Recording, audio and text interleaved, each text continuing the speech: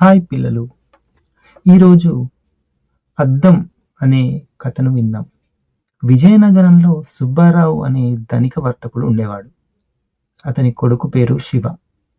యుక్త వయసు వచ్చినా అతడు సోమరిగా తిరుగుతున్నాడు.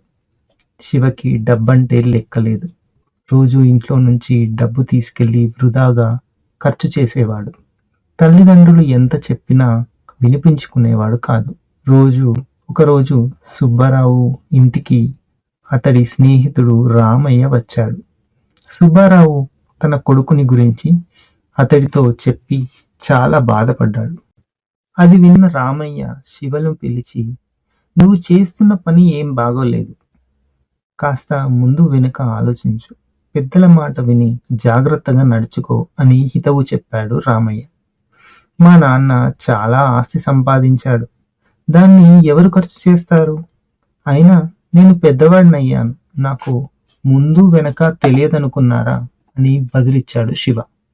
ఆ మాటలకు శివను పిలిచి రామయ్య కుంకుమ బొట్టు ఇచ్చి, "నీ నెత్తి మీద గుండ్రని బొట్టు పెట్టుకో.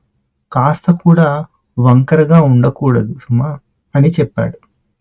"నా నుదిటి మీద బొట్టు నాకు కనిపించదు కదా, అంత గుండ్రంగా ఎలా పెట్టుకోగలను" అన్నాడు. అప్పుడు అతడి చేతిలో అద్దం పెట్టాడు రామయ్య.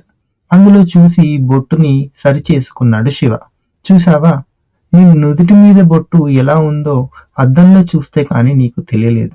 అలాంటిది ముందు వెనుకలు నీకేమి తెలుస్తాయి? మన నుదిటి బొట్టు మనకు కనిపించనట్టే మన లోపాలు కూడా మనకు తెలియవు. మన మంచి కోరేవారు అద్దం లాంటి వారు. వాళ్ళ మాటల్ని విని జీవితాన్ని సరిదిద్దుకోవాలి" అని హితవు చెప్పాడు రామయ్య. ఆ మాటలతో శివకు తాను చేస్తున్న తప్పు అర్థమైంది. ఆ రోజు నుంచి తల్లిదండ్రులు చెప్పే మాటలు విని వారు సూచించిన మార్గంలో నడుచుకున్నాడు శివ.